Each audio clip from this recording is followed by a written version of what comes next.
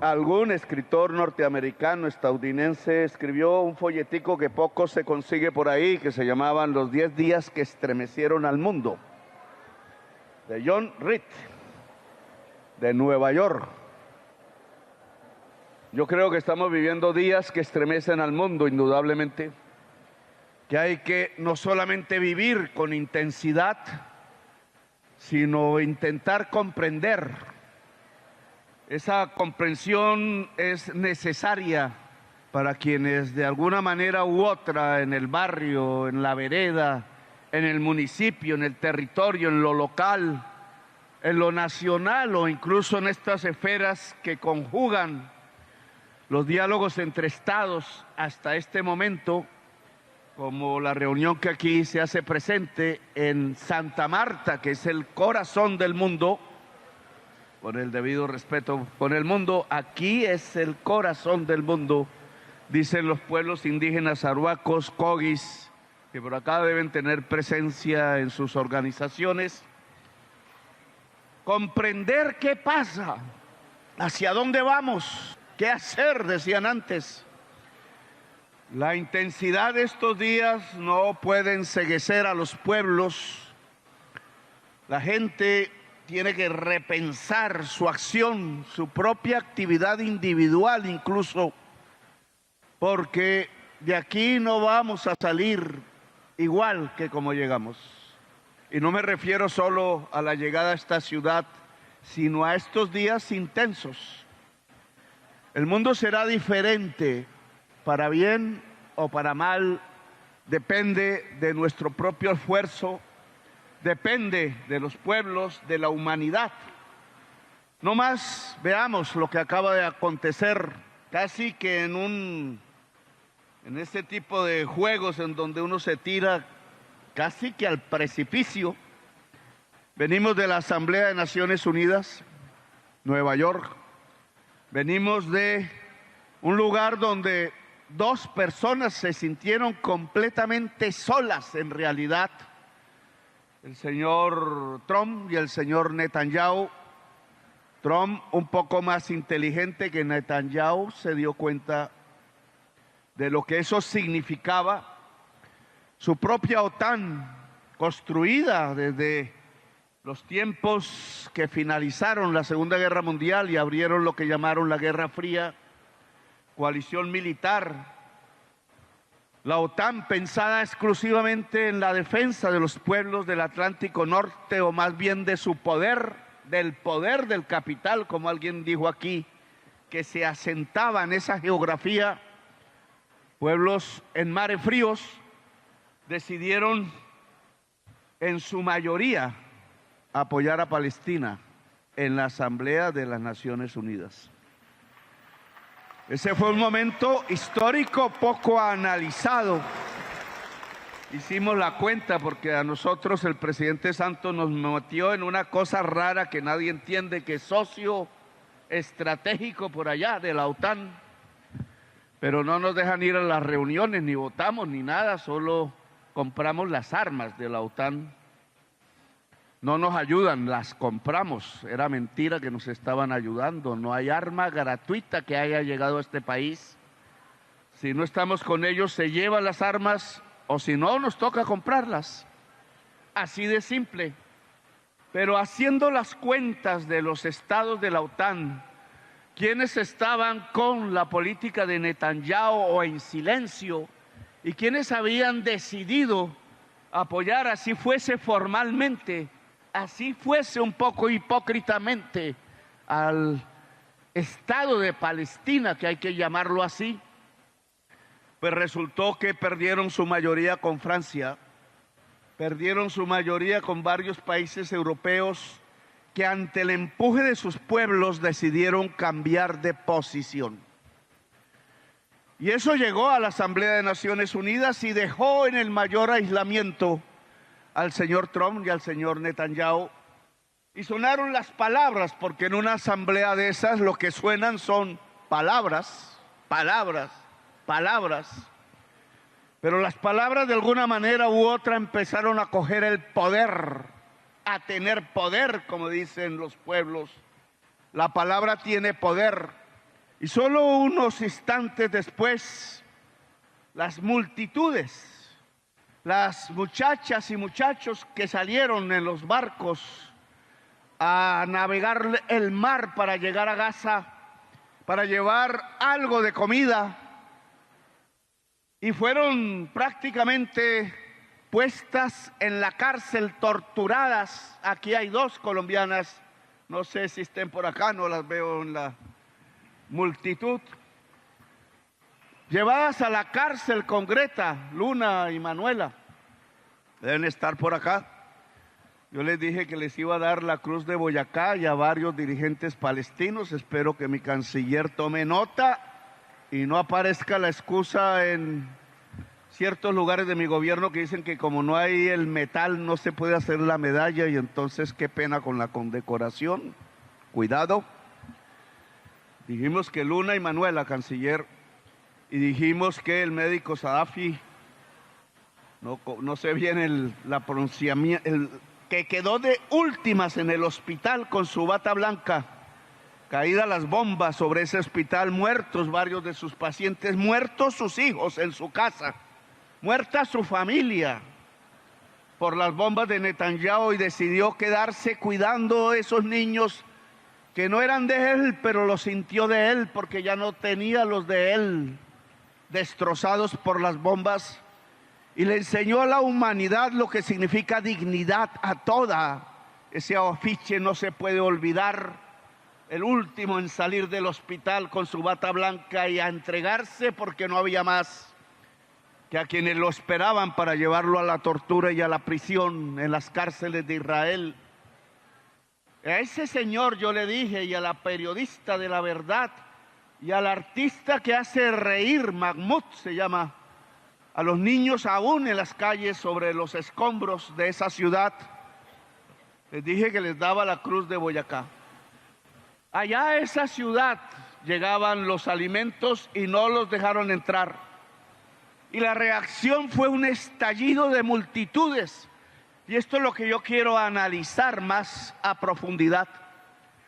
No fue una declaración simple de gobiernos en un comunicado frío que nadie lee, que nadie cuenta, que no sirve para nada, sino que al lado de las palabras que se lanzaron por diversos gobernantes, hombres y mujeres, casi por decenas, yo diría un centenar o más en la Asamblea de Naciones Unidas, y después del crimen contra la flota de la libertad en el mar Mediterráneo, allí donde nació por primera vez la palabra democracia, y allí donde está la fosa común más grande del planeta en el fondo del mar, con cadáveres de migrantes, de árabes y de gente de color de su piel negra que trata de escapar de las sequías de su África, de su Medio Oriente, de sus guerras de invasión que hacen por el petróleo. Allí también cometieron el crimen de detener la flota, y estalló el mundo humano en los gobiernos que eran cómplices del genocidio, más allá que en otros más sensible el pueblo, en donde sus propios gobernantes se volvían cómplices del genocidio, porque hemos presenciado en estos días intensos un genocidio. Ha habido muchos, hay otro en este momento en Sudán, y nos hemos vuelto sensibles a algo que quizás sea la indolencia del poder político, la indolencia del capital. Si es que con dinero financiero, con dinero que llamamos capital, se hicieron las bombas. Por aquí pasa el carbón con que parte de ese carbón se hicieron. Este es uno de los puntos de mayor exportación de carbón del mundo. El ferrocarril que por aquí pasa no lleva seres humanos, lleva carbón a los barcos con destino a una industria del capital que está a punto, transformando químicamente la atmósfera, de acabar la vida en el planeta. Días intensos que nos van mostrando cómo los genocidios crecen, cómo la barbarie crece al mismo tiempo que crece la química del carbón en la atmósfera, producida por una palabra que resume todo: la codicia del poder del capital. Quizás la contradicción que hoy estamos viendo en el fondo de todo es la contradicción entre codicia y existencia. La contradicción entre el capital, sí, y la vida. Y la humanidad tiene que escoger. No hay alternativa. O se escoge el capital y la muerte, o se escoge la vida. Y creo que no hay ser humano en el mundo, en ningún rincón del planeta, que no sepa escoger en este momento. Hoy la revolución se llama vida. Hoy la política del progreso se llama vida. Hoy no hay forma de separar los avances de la humanidad de los avances mismos de la vida. Hoy se piensa, se siente y se lucha es por la existencia y por la vida. Así de simple, pero así de profundo el conflicto que estamos viviendo.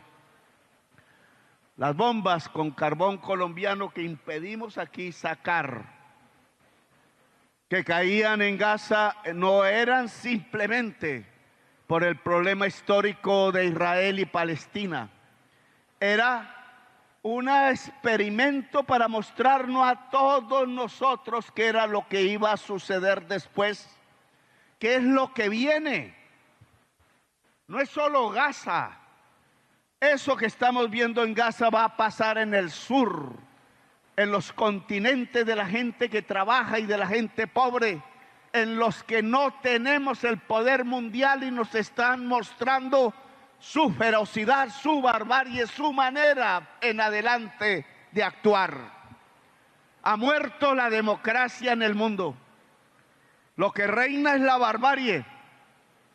Es la crisis, sí, de un sistema productivo que llamamos capitalismo, que no ha aprendido a tener en su energía vital, o más bien en su energía mortal, una forma de sustituirla, porque prefieren aumentar la ganancia, como era su ley desde que nació, que mantener la vida en el planeta. Y por eso se niegan a abandonar petróleo y carbón y gas. Por eso se niegan a reducir la tasa de ganancia. Por eso se niegan a reducir los volúmenes de codicia en su corazón. Y por eso prefieren lanzar centenares de misiles, miles, sobre los niños y las niñas de un pueblo pobre, para mostrarle a los demás pueblos pobres que también eso pasará con sus niños y sus niñas. Es una experiencia para el mundo. Es una demostración de poder bárbaro. Aquí mismo en esta ciudad ya lo vivimos. De aquí salió un pescador pobre, Alejandro Carranza se llamaba, padre de una niña y de un niño. La niña quería universidad aquí en esta ciudad, compañero Caicedo, y él, en su afán de conseguir la universidad, quizás, no sabemos siquiera, decidió recibir el pago de algún narcotraficante que vive en Miami o vive en Dubái, para llevar algún kilo hacia otra isla más al frente. Y se le dañó la lancha y estuvo en condición de indefensión y lo avisó. Y sin embargo le cayó un misil y lo mató a él y a sus compañeros en la lancha. No sabemos si era pez lo que llevaba o era cocaína, pero hubiera sido pez lo que llevaba o fuese cocaína, él no tenía pena de muerte y no tenían por qué haberlo asesinado.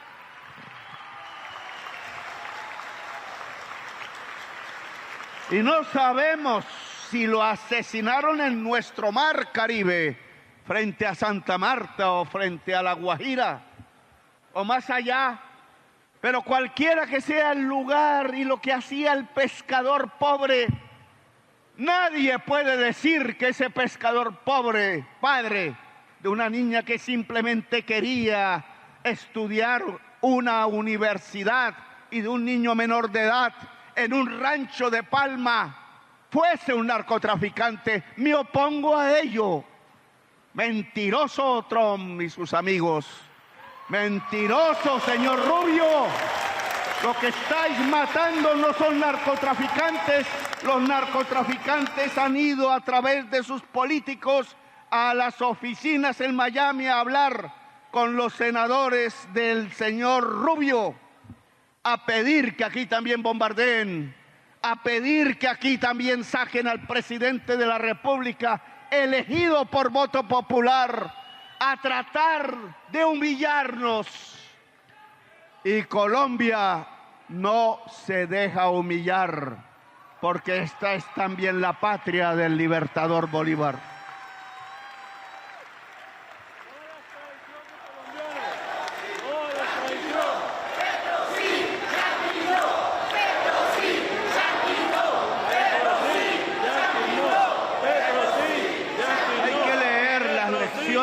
De estos días que llegan hasta con las gotas de sangre que las olas traen hasta las playas hermosas de Santa Marta, al corazón del mundo. Querían sabotear estas reuniones. Le decían a los primeros ministros de las islas, naciones del Caribe, que no vinieran, que me dejaran solo. Le dijeron a los presidentes de las repúblicas continentales latinoamericanas que no vinieran. Y llevamos un continuum desde la Asamblea General, pasando por la COP30 en Belén de Pará, y ahora, mañana, aquí, en donde nos estamos encontrando, gobernantes. Podemos hablar entre nosotros y hacer comunicados conjuntos y abrazarnos y salir en las fotos con el handshake, llaman, formal y protocolario. Pero lo importante es lo que pasa con los pueblos. Lo que estamos viviendo hay que interpretarlo. Es la lucha de la humanidad por la vida contra un poder oscuro que se llenó completamente de codicia y que no está pensando en votos, no está pensando en acuerdos, no está pensando en diálogos, solo está pensando en misiles. En Europa salieron multitudes, como nunca quizás, no sé, en Holanda, en Italia, en la España, en Grecia.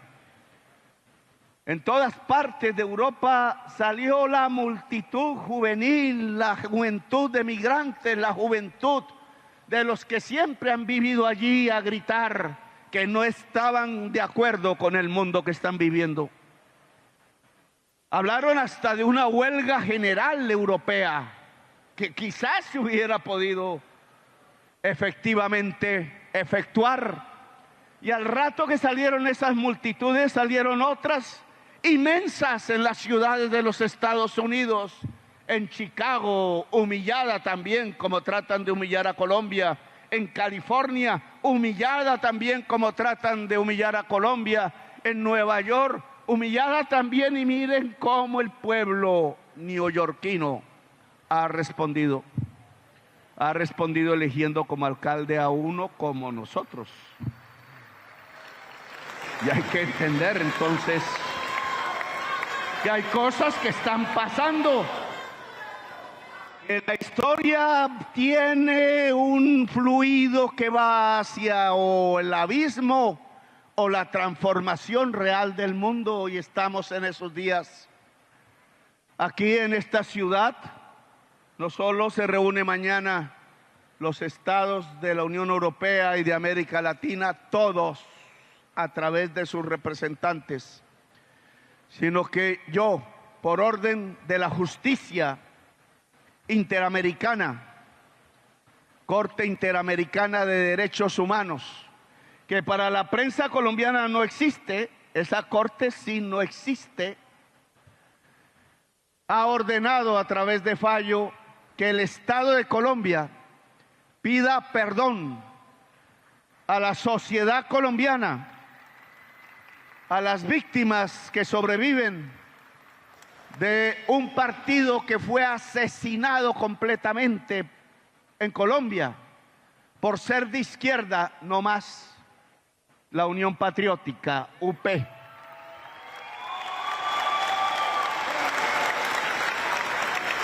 Aquí pasó lo que en tantos otros lugares, lo que pasó con el Partido Socialdemócrata y Comunista y de centro liberal en Alemania con los nazis, enviados a los campos de concentración, lo que pasó con los socialistas, comunistas y cristianos políticos en Italia, mandados a la cárcel por Benito Mussolini, lo que pasó con los republicanos españoles mandados al exilio o al fusilamiento en el gobierno de Franco, o en Indonesia, o en el Cono Sur, cuando un señor como Videla o un señor como Pinochet se hacían al poder, y ahí sí no hablaban de la crisis de la democracia, ocultaron la palabra democracia con tal que las fuerzas sociales y de oposición en América Latina fueran destruidas.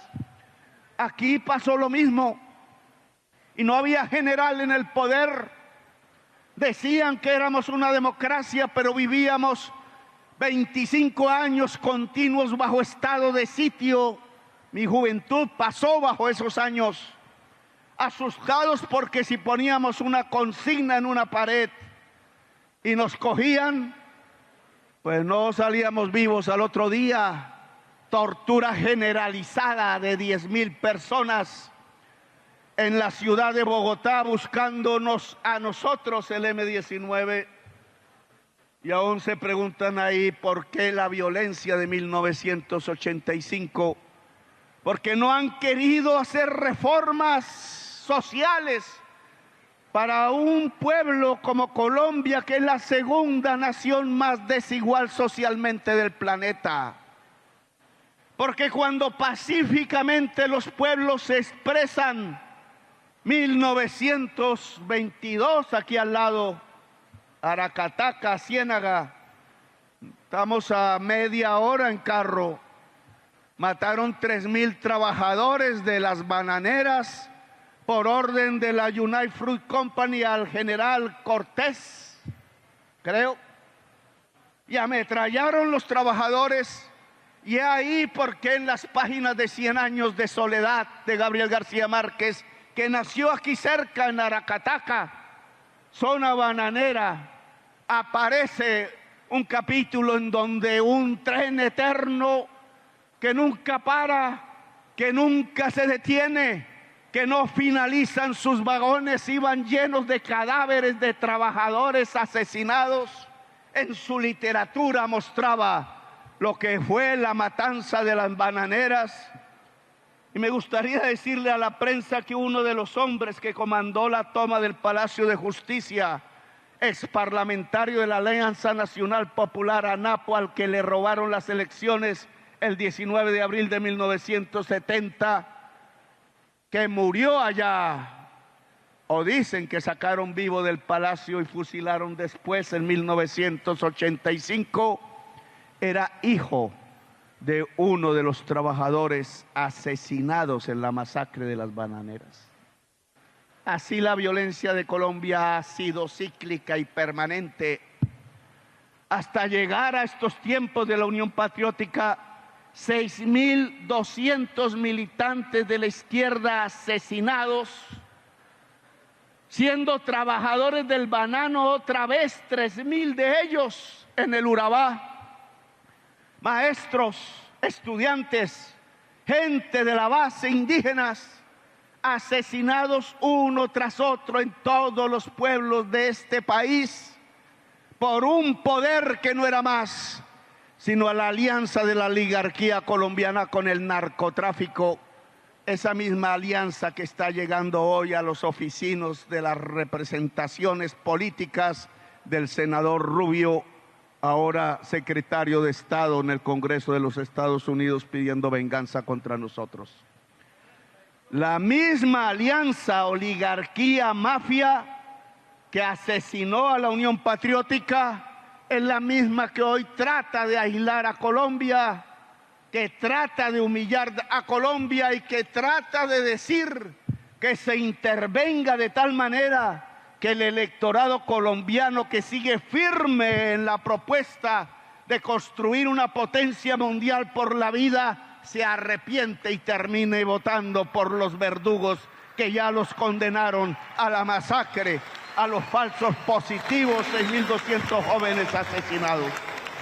Pues mañana aquí el presidente de la República de Colombia, cumpliendo el fallo judicial de la Corte Interamericana de Derechos Humanos, a nombre del Estado de Colombia, le pide perdón a todas las familias de los 6.200 militantes del Partido de Izquierda Unión Patriótica y espera que no se repita nunca más, que nunca más tengamos que seguir matándonos entre nosotros los colombianos, porque ya sabemos lo que está pasando en el mundo, porque ya están cayendo los misiles no solo en Gaza como veíamos en la televisión, sino aquí al frente en nuestro mar Caribe, que no solo lo surcaron los piratas tratando de quedarse con nuestro oro. He ordenado sacar parte de ese oro del fondo del Caribe ahora, sino que fue surcado por revolucionarios y revolucionarias. El mar Caribe es un mar de huracanes. A veces sufrimos por los huracanes, pero muchas veces hemos sido salvados por los huracanes que nos traen el agua y nos traen los libros en los barcos y nos traen las ideas y mueven la gente de isla en isla. Hay una historia que construir de la política y de la vida popular en el Caribe. Si es que aquí se hizo una revolución más grande que la Revolución Francesa y contra la bandera azul, blanca y roja que habían levantado los republicanos franceses. La levantaron los negros y las negras y destruyeron un ejército de 200.000 franceses en una isla pequeña, la isla de Haití. Y como no pudieron ser entendidos por los discursos y la gente que defendía la palabra democracia en Francia, en París, donde no había la Tour Eiffel, compañero, no existía. Entonces quitaron la franja blanca de la bandera de su isla y quedó azul y roja. Y si ustedes cogen aquí una bandera de Colombia donde hay una, y una bandera de Venezuela donde hay una, y una bandera de Ecuador donde hay una, encuentran que la mayor parte de la bandera o la mitad de la bandera es azul y roja. Y entonces tenemos que rehacer una historia en este Caribe, porque no es aquel cuento romántico en donde Miranda, enamorado de una zarina que no tenía, bueno, no doy mis calificativos, ya me regañan. La zarina no era capaz de enamorar a Miranda, por eso él se fue de allá. Pero aquí nos trajeron el cuento de que los pelos rubios era la primera franja y los labios rojos era la última y el azul de los ojos el centro. Benedetti, Carreta. Lo que significa esa bandera es que Miranda y Bolívar quisieron poner el sol del Caribe y la bandera de Haití que gritaba libertad a toda la humanidad. Esa es la verdadera historia. Bandera haitiana como esa azul y roja de una de las mayores y quizás la mayor revolución que en este continente ha existido y que le gritó a Europa que la república tenía una segunda palabra que era democracia y que la democracia no solo era entre blancos patricios como soñaban en Grecia, sino que la democracia era entre todos los seres humanos independientemente del color, de si son hombres o mujeres, o de otra especie, o si son blancos o amarillos, o si son de una cultura u otra, sino que todos en la humanidad tenemos que ser libres y tenemos que ser iguales, y que esa es la humanidad que tenemos que conquistar ahora. Nos lo enseñaron las gentes que en Haití, por primera vez, a través de las manos de negras que habían sido esclavas y se liberaron, hicieron la primera bandera del Caribe, amarilla, azul y roja, que terminó siendo la bandera de la Gran Colombia, bandera que nunca debió ser perdida y aún está en nuestro corazón a pesar de las divisiones. Es que la respuesta a los misiles en el Caribe, matando gente pobre, porque no hay ahí ni un solo narcotraficante, solo obreros, pasajeros de un comercio ilícito que determina el mundo. Solo gente trabajadora y pobre han matado con misiles. Y eso lo tiene que saber la sociedad de los Estados Unidos. Están asesinando con sus impuestos gente pobre de un Caribe que siempre ha sido libertario, que quizás gritó primero libertad que Washington, o que Hamilton, o que cualquiera de los padres fundadores de los Estados Unidos de Norteamérica. Nosotros también gritamos libertad, digamos que al mismo tiempo, y nos ayudamos a ser libres. Por eso América no es un continente de reyes ni princesas, ni príncipes, ni déspotas. Cada dictador que aquí ha aparecido ha tenido su rebelión. Todos los pueblos siempre han luchado por su libertad. ¿No es la hora entonces acaso de hablar de nuevo de la Gran Colombia, me pregunto yo?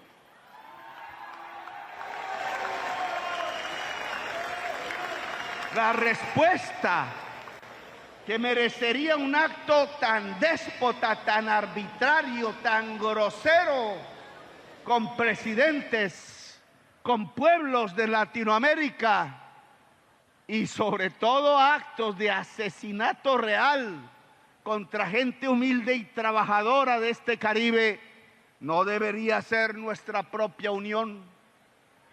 No deberíamos ya repensar, y aquí han hablado de constituyentes.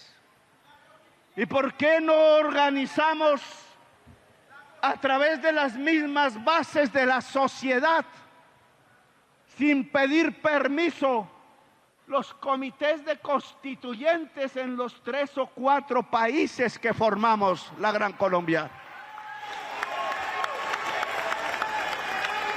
¿Por qué tenemos que esperar si un presidente quiere o no, si las circunstancias políticas lo permiten o no, si es que el poder constituyente es el poder del pueblo, no de los gobiernos? ¿Por qué no decimos que este aglutinamiento en lo que tiene que ver con esta región bien puede intentar reformar las constituciones de uno y otro país con un mandato que diga que se cree la Confederación de la Gran Colombia para unir el sueño bolivariano de nuevo y ser poderosos? ¿No podría ser una solución a los actuales problemas políticos internos? Y por ahí yo me pregunto y derivo hacia la humanidad misma. Es que es hoy, y lo veremos mañana, la salida sale de acuerdos entre estados y gobiernos, o está pasando esa época del Estado-Nación que generó el capital precisamente. ¿No será que ya estamos ante una crisis de las Naciones Unidas que no es capaz de construir un ejército que sea capaz de detener un genocidio? ¿No será que esa impotencia que observamos en la Confederación de los Estados del mundo para detener la barbarie, para decir basta, para defender el derecho, la civilización y la vida, no está mostrando es que tenemos que pasar a otra etapa en donde lo que se tiene que juntar es la humanidad misma y actuar como un solo cuerpo capaz de aniquilar el poder de la codicia y plantar la bandera, ojalá azul y roja, ojalá amarilla, azul y roja en estos espacios, que sea la bandera de la vida?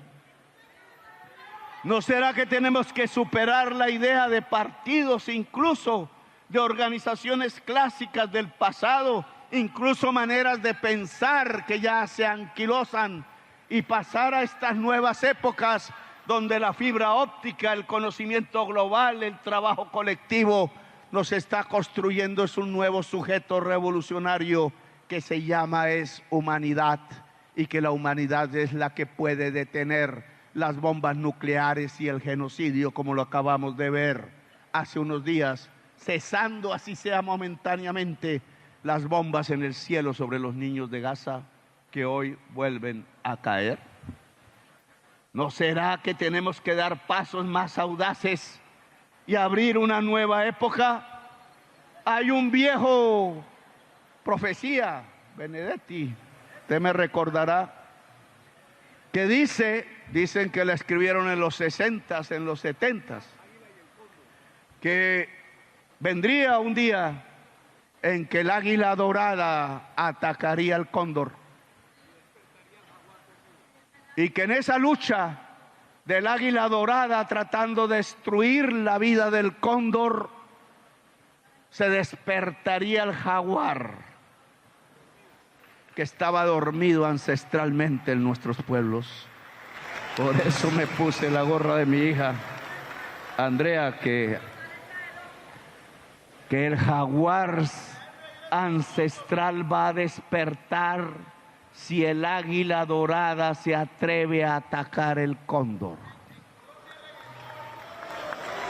Esa es la leyenda. No sé si será cierta o no, pero entonces yo sí le diría a Rubio y a Trump: cuidado, están atravesando el Caribe de los libertadores, cuidado, se están metiendo con la patria de Bolívar. ¿Acaso es que no han leído la historia de Bolívar? Es que están llegando a las islas y a las tierras donde ejércitos de campesinos con lanzas derrotaban los ejércitos más poderosos del mundo, uno el español del rey, otro el francés de la república, y no pudieron. Cuidado, es que en el mar Caribe hay unos pueblos que siempre han estado acostumbrados a los huracanes y pueden desatarse como un huracán, y eso es lo que dice la leyenda. Si el águila dorada ataca el cóndor, despiertan el jaguar, que es los pueblos americanos. No despierten el jaguar, aún podemos hablar. América del Sur puede salvar a los Estados Unidos limpiando su matriz energética de fósiles, de carbón, de petróleo y gas. Hablemos, pero de tú a tú, sin arrodillarnos entre iguales, porque si se atreve el águila dorada a atacar, lo que van a encontrar aquí es el jaguar despertando poderoso, y la historia cambiará definitivamente, no solamente en las Américas de la libertad, sino en el conjunto del planeta, la humanidad. Gracias, muy amables, por haberme escuchado.